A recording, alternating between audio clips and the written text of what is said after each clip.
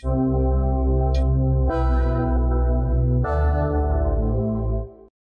ձեզ հարգելի բարեկամներ։ Վերջի 2 տասնամյակի ընթացքում Չինաստանի եւ Սինգապուրի գիտությունը հսկայական քայլերով գնում է դեպի առաջ եւ գիտական աշխարհում այդ երևույթը նույնիսկ ունի իր հատուկ անվանումը՝ չինական հրաշք։ Այսօր մեր հյուրն է Դալյանի տեխնոլոգիական համալսարանի պրոֆեսոր, Գիտությունների ազգային ակադեմիայի քիմիական ֆիզիկայի ինստիտուտի գերարագ սպեկտրոսկոպիայի լաբորատորիայի վարիչ պրոֆեսոր Գագիկ Գուրզադյանը։ Բարև ձեզ, Գագիկ։ Բարև ձեզ։ Շնորհակալություն հրավերքս ընդունելու համար։ Ձեզ էլ եմ շնորհակալ։ Ես շատ կխնդրեի, ինչպես գիտնական, ով չափազանց մեծ փորձ ունի գիտական աշխատանքի, ինչպես Չինաստանում, այնպես էլ 1 տասնյակից ավել եվրոպական եւ ամերիկյան համալսարաններում, մի փոքր վերլուծել եւ ինչ-որ առումով փորձել բացահայտել այն բացառիկ երևույթը, որը մենք այսօր տեսնում ենք Չինաստանում պայմանավորված գիտական ամբողջ ենթակառուցվածքի զարգացման հետ, այդ ուղղությամբ շատ լուրջ աշխատանքներ են տարվում եւ այն չափազանց բարձր մակարդակը, որը արձանագրում են այժմ Չինաստանի գիտնականները տարբեր ոլորտներում, սկսած քիմիայից եւ վերջացրած կենսաբանությամբ եւ ֆիզիկայով։ Որն է գաղտնիքը։ Փորձենք։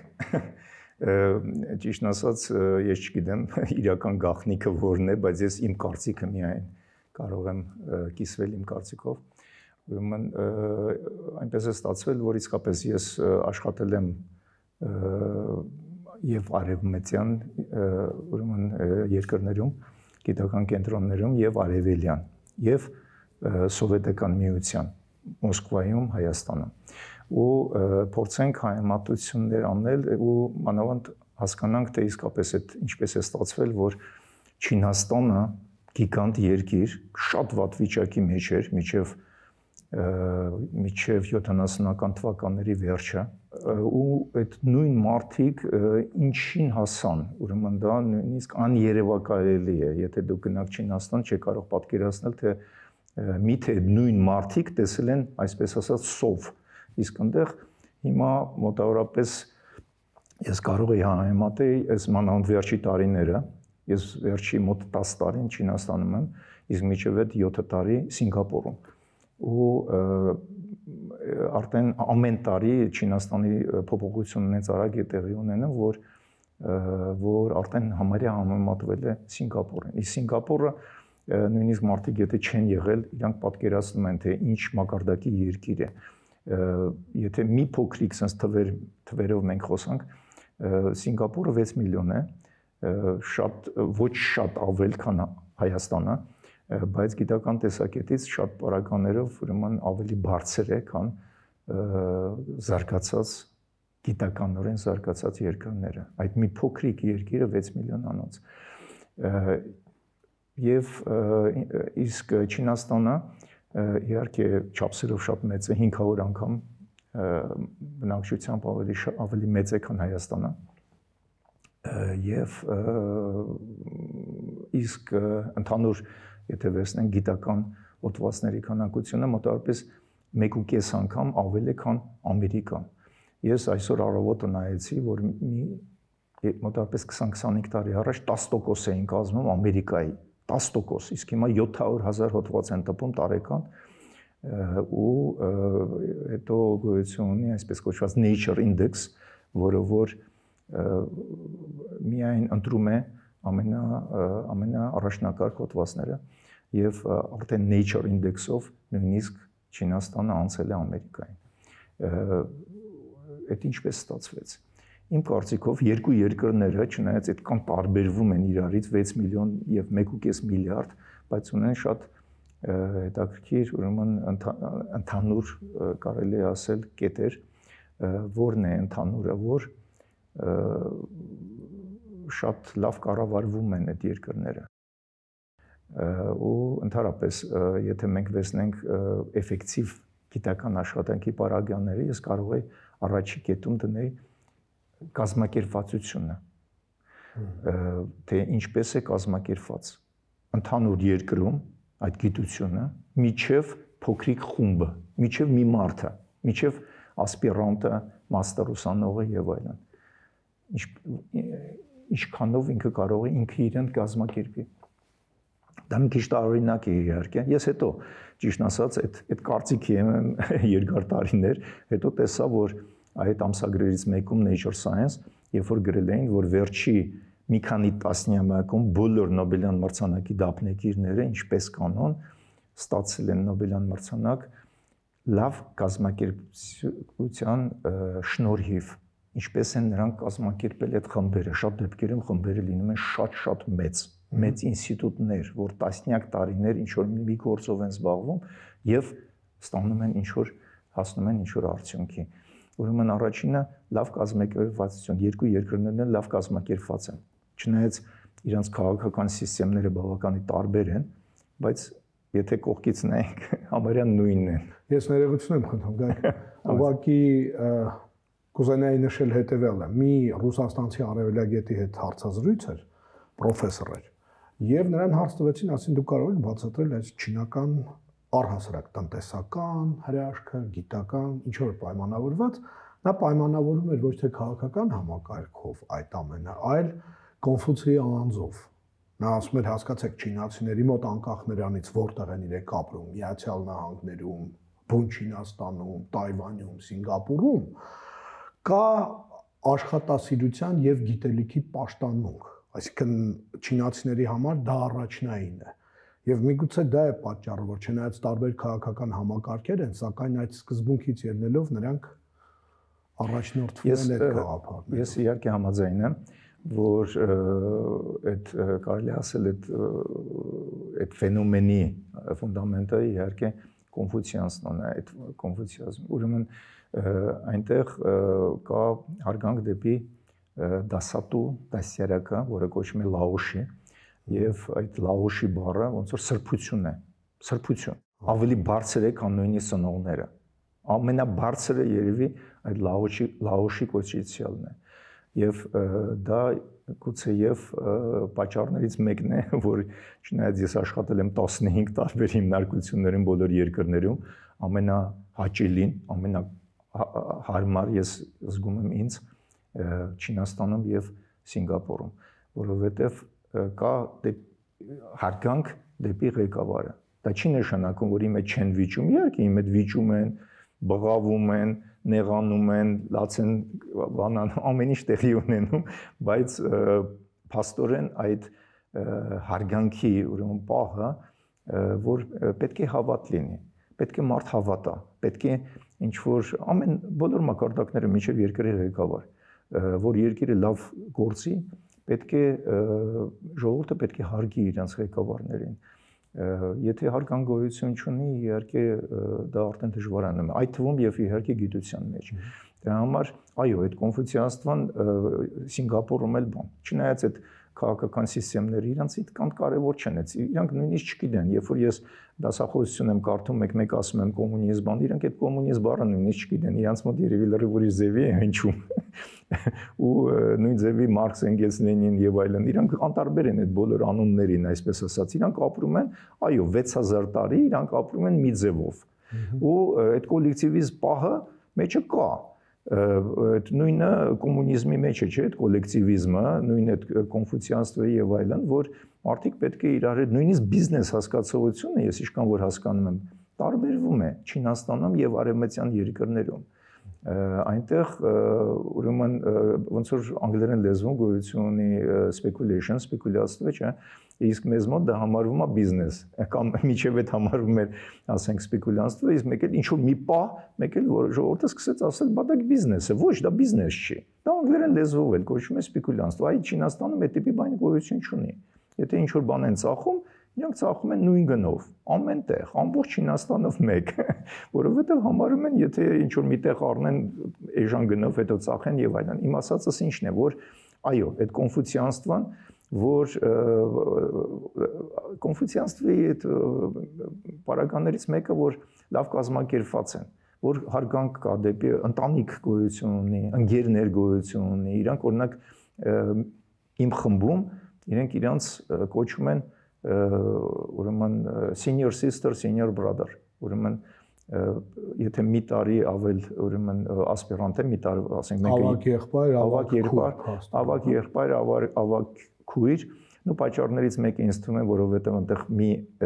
երեխայի ընտանիք է ու ստացվում է, որ այդ բառը իրանք չեն օգտագործում, այդ թվում եւ հորեղբայր կոլեկտիվում են փաստորեն։ Մենակ կոլեկտիվում, ուրեմն եթե եղբայրներ քույրեր չունեն, բայց այդ բառը պետք է օգտագործել։ Եւ գործի ժամանակ իրանք միշտ ասում են իմ ավակ քույրը ու ես ասում եմ, «Այդ որ մեկ, ասում այն է, որը որ մի տարի ուղղակի ավելի շուտ է ուսանող դառել, ուրեմն դառնում է ավակ»։ Բայց այդ կարևոր է, որովհետեւ իրանք իրար հարգում են։ Եվ ընդհանրապես այնտեղ բոլոր մակարդակներում մարդիկ իրար հարգում են, որովհետեւ մի բան ես հիշում եմ, այլրիվ ուրիշ բան մտքովս անցավ, մի 10-15 տարի առաջ մեզ մոտ ինչ որ մեկը, ну գիտեմ ով, որտեղից դա երևաց, սկսեցին ուրեմն Հայաստանում այտենց ասում էին, բա ղեկավարներին պետք է հարգել։ Ուրեմն նո նկատի ունեն, ասենք երկրի նախագահին կամ եւ այլն, պետք է հարգել։ Կասկած կա, որ պետք է հարգել, ոչ կասկած չկա, իհարկե պետք է հարգել, բայց ուրիշ հարց է ծագում։ Ինչու մենակ ղեկավարին, բա փող ղեկավարին կամ ասենք մինիստրներին եւ այլն պետք չի հարգել, կամ ընդհանրապես մարդիկ այ արևմտյան երկրներում եւ այդ թվում արևելյան երկրներում այնտեղ բոլորը իրար հարգում են։ Ճիշտ է, որ բոլորը իրար հարգում։ Այսինքն դա ձևավորում է ըստ էության առողջ մթնոլորտ եւ գիտական խմբում փաստացի այնպիսի մի սենց ասենք գիտական միկրոմիջավայր է ստեղծվում կոնկրետ այդ խմբի շրջանակներում, որ աշխատանքը դառնում է կոմֆորտ բոլորի համար։ Այո, շատ կոմֆորտ է եւ դա արդեն թույլ է տալիս նաեւ ինտենսիվ գիտական աշխատանքը։ Այո, աշխատանքը դառնում է շատ էֆեկտիվ։ Այդ դեպքում էսպիսի մի հարց, դուք շատ ճիշտ նկատեցիք, որ Չինաստանը մոտ 500 անգամ ավելի մեծ է, քան Հայաստանը եւ հետեւաբար Չինաստանի օրինակը ադապտացնել Հայաստանի գիտական դաշտում պարզապես չափազանց բարդ եւ միգուցե անհնարին խնդիր է։ Սակայն Սինգապուրը մոտ 2 անգամ է մեծ ընդամենը Հայաստանից, խոսքը վերաբերվում է բնակչության քանակին։ Եվ միգուցե Սինգապուրը օրինակ ինչ որ հարցերում կարող է չափազանց օգտակար լինել հայաստանյան գիտական դաշտի համար։ Այ դուք արդյոք տեսնում եք ինչ որ զուգահեռներ կամ կա հնարավորություն ինչ որ ձևով այդ օրինակը կիրառել հայկական դաշտում։ Եկեք նայենք, ուրեմն որ օրինակը ու ինչպես ստացվեց, որ իրենք այդպես զարգացան։ Ուրեմն երկու երկրներն էլ ինչ որ մի պահ ունեցան շատ հետաքրքիր ուրեմն ղեկավարներ։ Սինգապուրում 1959 թվականին դառնում է այդ պրեմիեր-մինիստրը ոնց է կոչվում, վարչապետ։ Ուրեմն վարչապետ է դառնում, ну այն ժամանակ դա Մալազիայի կազմում է լինում, որտեղ սուլտանատ է, այսպես ասած, դրա համար ստացվում է, որ ամենաբարձր պաշտոնը այդ վարչապետն է։ Լի Քվան Յու։ Ուրեմն Լի Քվան Յուն ինքը Քեմբրիջում ուրեմն սովորել է, շատ լավ բարձրագույն կրթություն է ունեցել, ունեցել ստացվել, որ ես նույնիսկ իրեն հանդիպել եմ, երբ որ ինքը 92 տարեկան էր, չափազանց հետաքրքիր տաղանդավոր եւ այլն եւ այլն։ Ուրեմն ունիկալ մարդ է եւ նա գրել է շատ հետաքրքիր գրքեր, ես խորհուրդ կտամ այդ գրքերը կարդալ։ Ուրեմն երրորդ աշխարհից դեպի առաջի աշխարհ։ Դա համարվում է միակ առաջի եւ միակ դասագիրքը, ինչպես կառուցել երկիր։ Ուրեմն մեկ այդ Լի Քվան Յուն, որ հետաքրքիր ուրեմն լրիվ այտենց ունիկալնի մարդ է, ուրեմն նա դառնում է ղեկավար, հետո 65 թվականին Սինգապուրը դառնում է անկախ եւ ինքը չնայած Քեմբրիջի ավարտում եւ ընդհանրապես ինքը Սինգապուրում լինում է համար 1 ուսանողը մի հոգի Սինգապուրից ուղարկում են Անգլիա սովորելու ու դա լինում է ինքը հետո ստացվում է որ իրականում 2 հոգի են համարյա հավասար լինում մի հատ տղա մի հատ աղջիկ իրան են ուղարկում իսկ այդ աղջիկան մյուս տարի նո դուք արդեն կռահեցիք այդ աղջիկը դառնում է այդ Լի Քվան Յուի կինը ուրեմն այդտենց հետաքրքիր ընտանիք հետո տղան դառնում է վարչապետ եւ այլն, որը ոչ թե դառնում է վարչապետ որպես տղա Լի Քվան Յուի, որովհետեւ նա էլ շատ բարձր կրթություն ուներ։ Մոտավորապես նույն սիտուացիան ստեղծվում է, ուրեմն առաջինը, որ պետք է ղեկավարը իհարկե գիտելիք ունենա, լավ կազմակերպի եւ պետք է բոլորը հավատան։ եւ այդ երկրի բնակչությունը իհարկե պետք է պատրաստ լինի։ Չինաստանը պատրաստ է։ Չինացիները այնտեղ 75% չինացիներ են, ուրեմն 15% մալազիացի, 15% հնդիկ, 10% ուրեմն մալազիացի։ Ու այդ բոլորը եւ մի տոկոս ամենա բոլոր ազգությունները ամբողջ աշխարհի, այդ թվում եւ հայեր։ Եվ եթե դուք տեսնում եք այդ տիպի ղեկավար, իհարկե դուք հավատում եք։ Մոտավորապես նույն սիտուացիան ստեղծվում է 70-ական թվականների վերջում Չինաստանում։ Դեն Սյաոպինն է գալիս Մաո Ձեդունից հետո, որը ուներ շատ լավ կրթություն, առաջինը, շատ լավ կրթություն, հետո լինում է շատ անվախ, շատ անգամ ուրեմն բանտերում է լինում, եւ էլ ինչից էլ վախենա, ինքը սկսում է այդ փոփոխությունները։ Եվ գիտության մեջ ես մի բան կարող կուզենամ նշեմ։ Նա ուրեմն Չինաստանի գիտության կազմակերպվածությունը, կրթությունը մոտավորապես նույնն է, ինչ սովետական միությունում։ Նույնիսկ սեպտեմբերի 1-ը այնտեղ էլ է, սեպտեմբերի 1 դեպ 3 դասատուների տոներ, ինձ բոլոր իմ նախկին ուսանողները շնորհավորեցին, դա շատ կարևոր, երևի ամենակարևոր տոնը, այդ էլ է հետաքրքիր, այնտեղ կան անկախության տոն Չինաստանի, կան իրենց նոր տարիները եւ այլն, բայց դասատուի տոնը համարվում է իսկապես սրբություն եւ բոլորը շնորհավորում են եւ իսկապես շատ անկեղծ են շնորհավորում։ Եվ Դեն Սյաոպինը ուրեմն նա տեսնում է, որ գոյություն ունի գիտությունների ակադեմիա, ոնց որ սովետական միությունում եւ միջ այժմ Հայաստանում, եւ այդ ակադեմիական ինստիտուտներ եւ կան ուրեմն շատ մեծ քանակության համալսարաններ։ Երբ որ Մաո Ձեդունը գալիս է 49 թվին, երբ որ դառնում է անկախ երկիր, Չինաստան, նոր Չինաստան է դառնում, նրանք բացում են բավականին մեծ քանակության համալսարաններ։ Հիմա կան մոտավորապես 3000 համալսարան։ Դեն Սյաոպինը հասկանում է մի շատ հետաքրքիր, բայց շատ պարզ բան, որ փոխել հնարավոր չի։ Ոչինչ բան փոխել հնարավոր չի։ Այս գիտության կառուցվածքը մարդկանց փոխել հնարավոր չի։ Ոչ ակադեմիայում, ոչ համալսարաններում, ոնց որ մեզ մոտ։ Մի բան փոխվում է շատ դանդաղ։ Նա ստեղծում է զուգահեռ ստրուկտուրաներ։ Զուգահեռ այդ նույն համալսարաններում, նույն ինստիտուտներում, ինչ որ սենյակներ, նա ինչ է անում։ Նա հրավիրում է արտասահմանից, ամենաառաջի հերթին 70-ական թվականներին, նա հասկանում է, որ երկիրը կարելի է փոխել միայն գիտելիքով, ոչ մի ուրիշ բան։ Լավ աշխատանք, սովորելու ունակություն, որը ես երկրորդ տեղն եմ դնում, այդ չինացի ազգի երևի ամենահետաքրքիր առանձնահատկություններից մեկը, որ ունեն ունիկալ սովորելու ունակություն։ Սովորելու ունակություն դա չի նշանակում դպրոցում կամ մանկապարտեզում կամ համալսարանում, ոչ, ամբողջ կյանքում։ Ես ունեմ համահեղինակ, որը 102 տարեկան է, Նոբելյան մրցանակի դափնեկիր։ Երբ որ իր հետ ես քննարկում եմ, ես տեսնում եմ, որ նա չեմ ուզում ասել, որ ինքը ինձանից ինչ որ ձևի սովորում է կամ չի սովորում, բայց ամենայն դեպս նա միշտ շարունակում է սովորել։ Ամեն օր, ամեն վայրկյան նա շարունակում է սովորել։ Միշտ նոր բաներ է անում։ Երբ որ 100-ամյակը տոնում էին, խմբագիրը հարցրեց, թե իսկ ոնց է, ինչ եք անելու այսօր երեկոյան, ինքը ասաց, ինչ աշխատեմ, էլ ուրիշ ինչ կարելի անել, մենակ աշխատել։ Ուրեմն այդ Դեն Սյաոպինը ուղարկում է տասնյակ հազարավոր ուսանողներ արտասահման, նույն ձևի Լիկվանյուն, տասնյակ հազարավոր։ Ես բախտ եմ ունեցել հանդիպել առաջինի հետ։ Ինքը ինձ մոտեցավ, ասեց, գիտես, ես առաջինն եմ, ում Դեն Սյաոպինը ուղարկեց Ամերիկա սովորելու։ Նրանք ուրեմն գնացին, ոչ մեկը իհարկե լացուկոց չէր անում, իրանք չեն վերադառնա եւ այլն, ոչ։ Նրանք մնացին մի 5 տարի,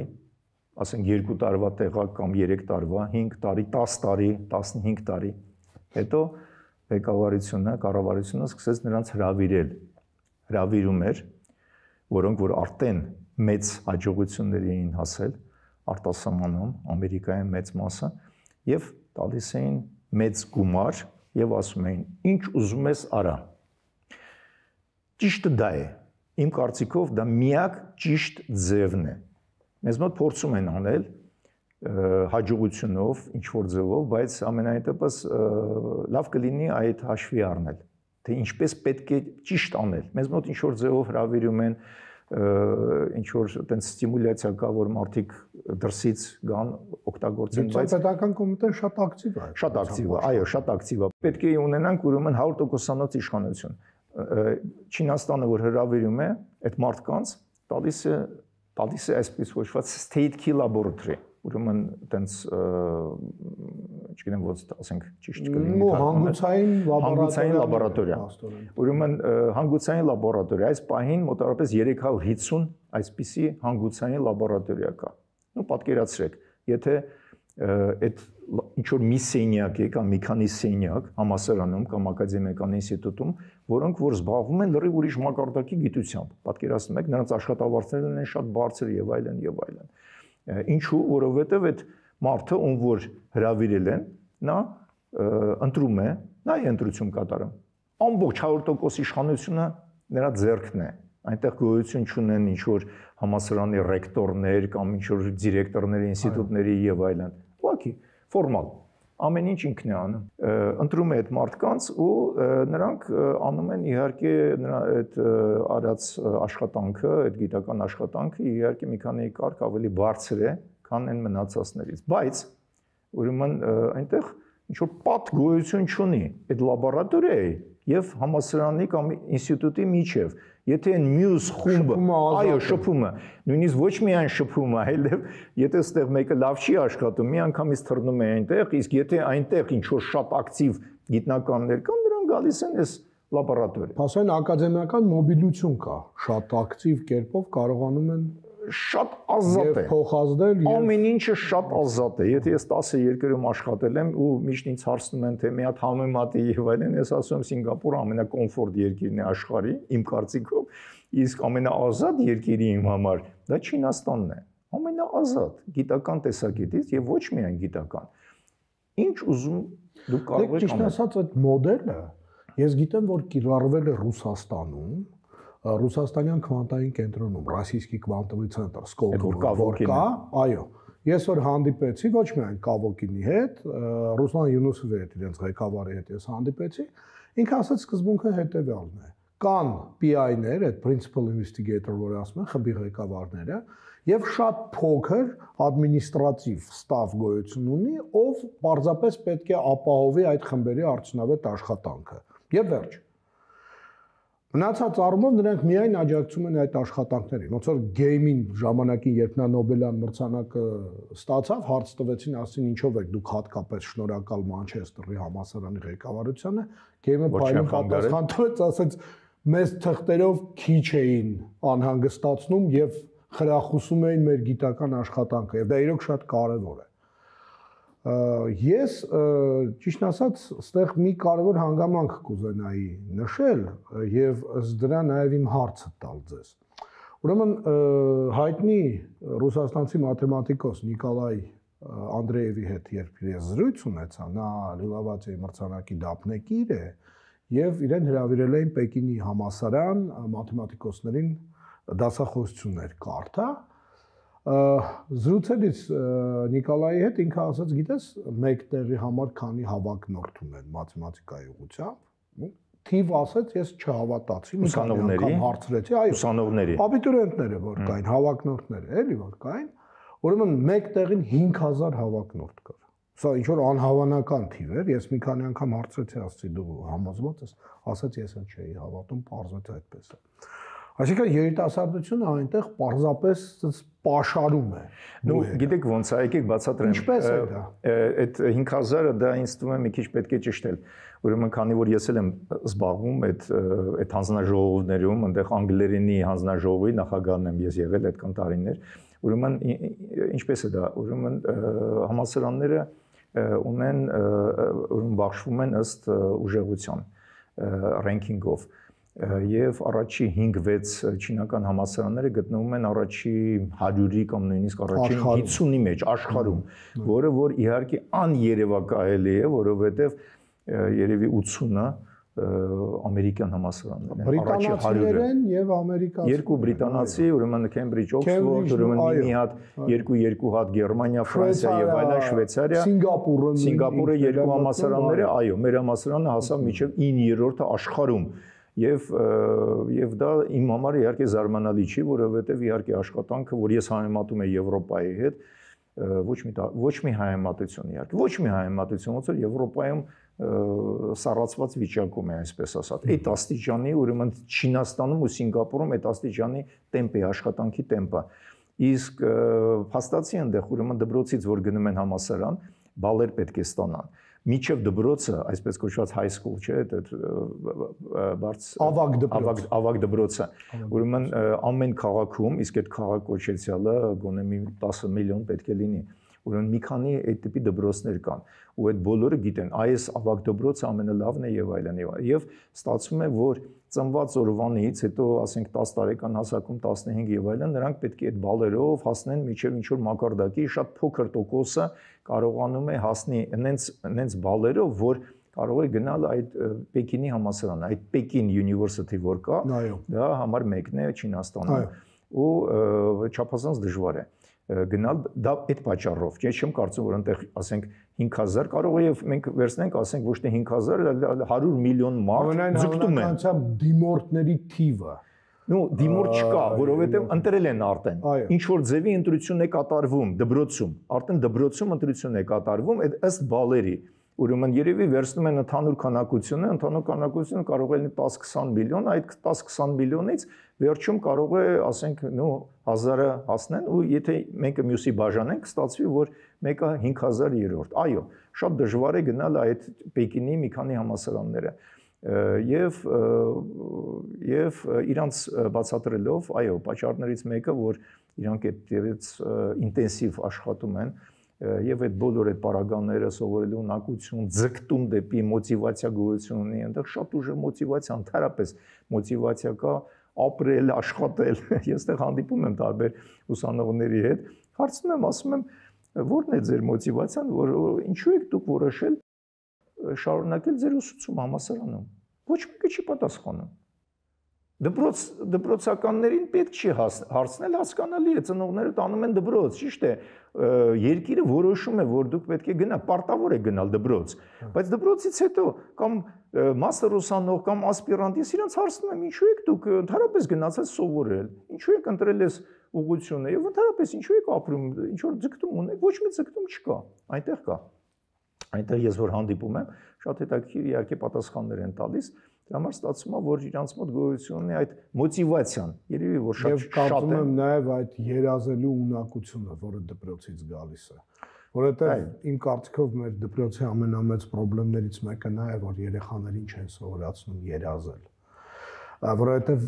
մոտիվացիայի շատ կարևոր գործոններից մեկը այն է, որ երիտասարդը ինչ որ երազանք է ունենում, որը փորձում է իրականացնել։ Որը հետո կարող է բերի այդ imagination, որ ասում են, ոնց որ Էյնշտեյնն էր ասում, դա է։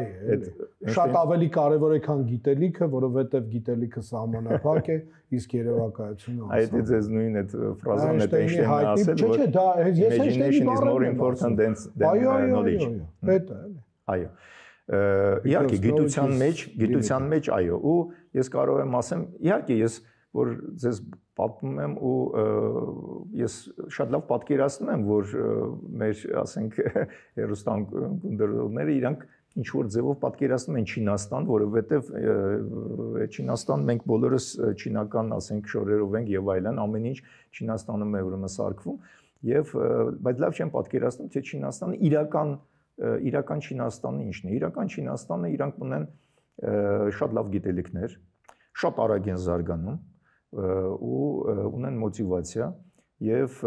փաստացի, եթե 10, 20 կամ 30 տարի առաջ շատ բաներ իրանք պատճի էին ուղղակի անում, հիմա կա վիճակով դե այստեղ չեն վաճառում, բայց իրենց հեռախոսները, այդ բանը, այդ մոբայլ հեռախոսը, իրանց մոտ զգալի ավելի թանկ են, քան iPhone-ները, պատկերացնում եք, ուրեմն իրանք կամ մեքենաները, իրանք մեքենաներ են ստեղծում, որոնք որ զգալի ավելի թանկ են, քան ասենք Maybach-ները կամ Rolls-Royce-ները։ Ուրեմն այդ նշանակում է, որ իրանք ինչ-որ բան են ստեղծում, որը զգալի ավելի լավ է, քան այդ մնացած արևմտյան մեքենաների, չէ՞։ Ու այո, ես կարծում եմ, որ այդ ամեն ինչը իրանք հասել են գիտելիքի շնորհիվ, շատ լավ կազմակերպել են, այդ մարդկանց հրավիրել են եւ միջև հիմա այ գալիս են այդ մարդիկ նույնիսկ Սինգապուրում, որ շատ մեծ հնարավորություններ են ստեղծված աշխատավարձերի մի քանի անգամ ավելի բարձր են, քան ասենք արևմտյան երկրներում, բայց ես նկատեցի, որ իմ ընկերների մեծ մասը արդեն եկել են Չինաստան, որովհետև Չինաստանում տալիս են շատ մեծ հնարավորություններ աշխատանքի եւ գիտական աշխատանքի համար։ Շնորհակալություն։ Շատ շնորհակալ եմ այս հետաքրքիր զրույցի համար։ Ձեզ էլ եմ շնորհակալ։ Հաջողություն ձեզ։